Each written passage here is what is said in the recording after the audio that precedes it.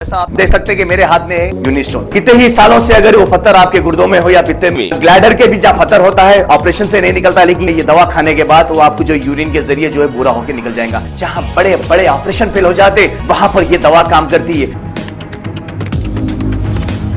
नमस्कार साथियों, 75 साल में जो इस देश में नहीं हुआ वो हो रहा है। देश की संसद में मोदी सरकार द्वारा संविधान को बुलडोजर से कुचला जा रहा है, संसदीय परंपराओं को रोंदा जा रहा है, प्रजातंत्र और विपक्ष की बोलने की आवाज को दबाया जा रहा है। देश के इतिहास में पहली बार 75 वर्षों में 141 सांसदों को मोदी सरकार ने प्रस्ताव लाकर निष्कासित कर दिया।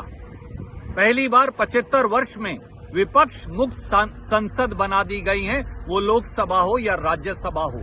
क्या देश का संविधान बच पाएगा? क्या देश का प्रजातंत्र बच पाएगा? क्या देश में संसदीय परंपराएं बच पाएंगी?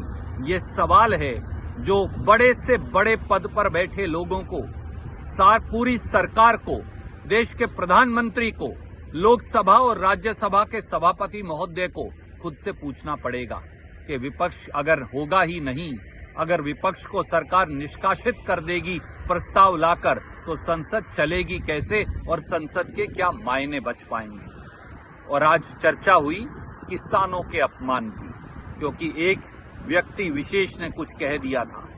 मैं पूछता हूं मोदी सरकार से, जब लाखों किसान दिल्ली के दरवाजे पर 3 काले कानूनों के खिलाफ भूखे प्यासे बैठे थे, सर्दी में, धूप में, गर्मी में, तो क्या उन किसानों का अपमान नहीं हो रहा था? जब 700 किसान दिल्ली के दरवाजे पर 3 काले कानूनों के खिलाफ मर गए थे, शहीद हो गए थे, तो क्या उन किसानों का अपमान नहीं हुआ था? जब भारतीय जनता पार्टी के नेता हम किसानों को उग्रवादी, नक्सलवादी और एंटी सोशल एलिमेंट कह रहे थे, तो क्या तब किसानों का अपमान नहीं हुआ था? जब किसानों की पहलवान बेटियां जो भारत के तिरंगे को ऊपर करती हैं, जो मेडल लेकर आती हैं देश के लिए, जब भारतीय जनता पार्टी की सरकार देश की संसद के बाहर दिल्ली पुलिस से उन्हें घिसटवाकर पिटवा रही थी, तो तब किसानों और उनकी बेटियों का अपमान क्या नहीं हुआ था? जब देश की सेना में सेवा करने वाले किसान के बेटे, हमारे जवान 1 रैंक 1 पेंशन मांग रहे थे और 14 अगस्त की शाम को उन्हें संसद के बाहर दिल्ली पुलिस द्वारा घिसटवाया गया था, तो तब किसानों का अपमान नहीं हुआ था? पद पर बैठे हुए हर व्यक्ति को ये सोचना पड़ेगा कि गरिमा का मापदंड क्या है।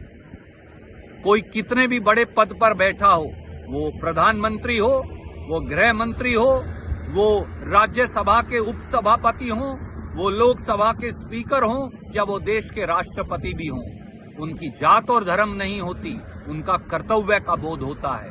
और कर्तव्य का बोध है संविधान की रक्षा करना, कर्तव्य का बोध है संसदीय परिपाटी और गरिमा की रक्षा करना। जब किसान को भारतीय जनता पार्टी की नीतियां मारती हैं, तो आवाज उठाना देश के हर नागरिक का कर्तव्य है।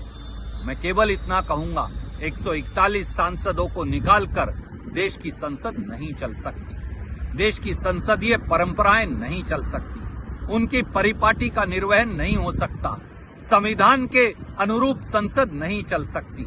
आज संविधान पर हमला बोला गया है मोदी सरकार द्वारा, आज देश की संसद की शुचिता पर हमला बोला गया है मोदी सरकार द्वारा।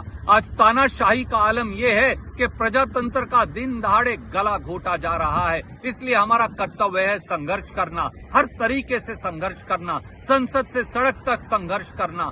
और जान लें, मोदी सरकार प्रस्ताव पारित करके वो विपक्ष का और इस देश के लोगों के हौसले को कम नहीं कर सकते। हमारा संघर्ष जारी रहेगा, क्योंकि यही संविधान की मांग है, यही प्रजातंत्र की परिपाटी है और यही भारतीयता की पहचान है। जय हिंद।